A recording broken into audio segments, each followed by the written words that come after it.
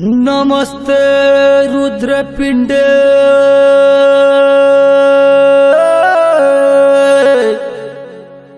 नमस्ते मधुमर्दनी नमः कैटभहारण्ये नमस्ते महिषासुरमर्दनी नमस्ते शुभहंत्रे च निशुंभसुर घातनी जाग्रतमहि महादेवी जपम सिद्धम कुरु स्वमे।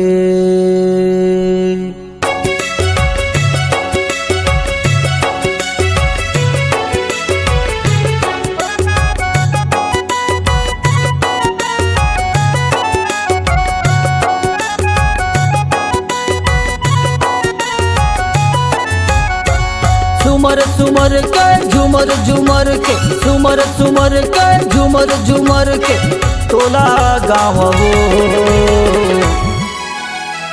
जय हो मोर दुर्गा दाई तो जय हो मोर महामाई तो।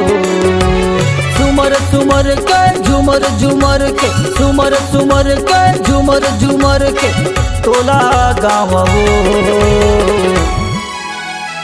जय हो मोर दुर्गा दाई तो जय हो मोर महामाई तो।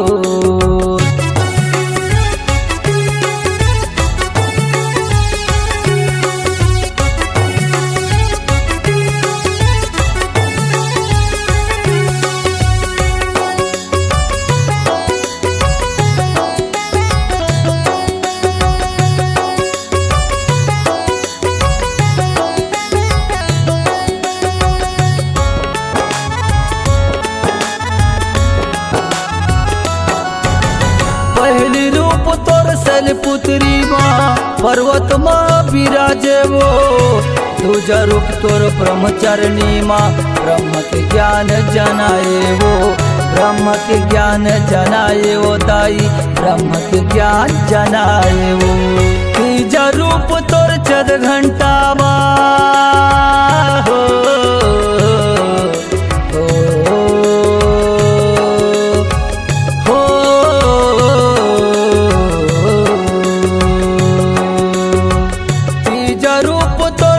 घंटा माँ घंटा नाद कराए वो।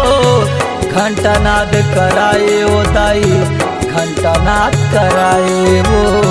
घंटा नाद कराए वो दाई घंटा नाद कराए वो। सुमर सुमर के झुमर झुमर के सुमर सुमर के झुमर झुमर के तोला गाँव हो। जय हो मोर दुर्गा दाई तो जय हो मोर महामाई तो।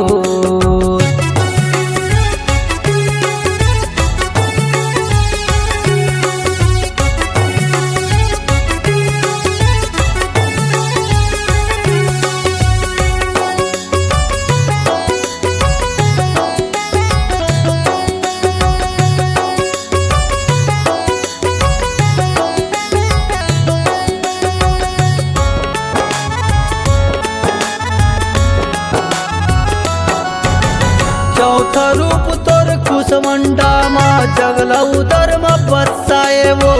पांचवा रूप तोर स्कंद माता सनत के मात कहाए वो। सनत के मात कहाए वो दाई सनत के मात कहाए वो। छठवा रूप तोर कात्यायनी माँ हो।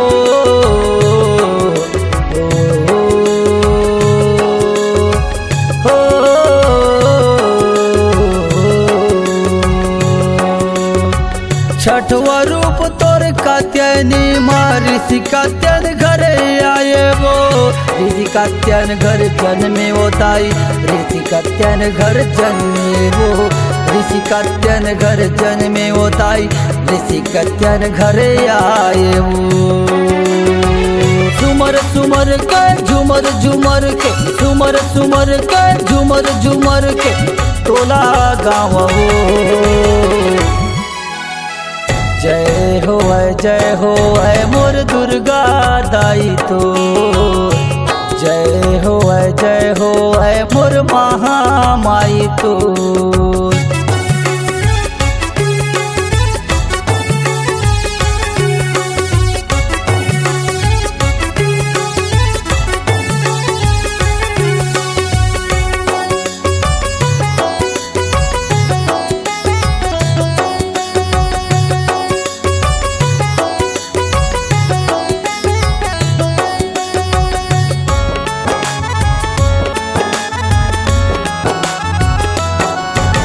सातवां रूप तोर काल रात्रि माँ काल के नाश कराए वो।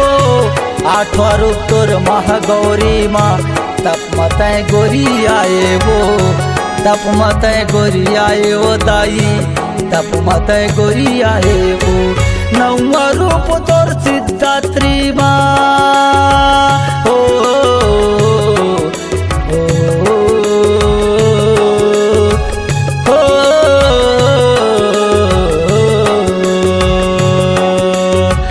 नौवां रूप तोर सिद्धात्री माँ जगला मुक्ति देवाए वो। अमितला शरण लगावे वो दाई अमितला पार लगावे वो। अमितला पार लगावे वो दाई अमितला शरण लगावे वो। सुमर सुमर के झुमर झुमर के सुमर सुमर के झुमर झुमर के टोला गाँव हो। जय हो है मोर दुर्गा दाई तो। जय हो है मोर महामाई तो। जय हो है मोर दुर्गा दाई तो। जय हो है मोर महामाई तो।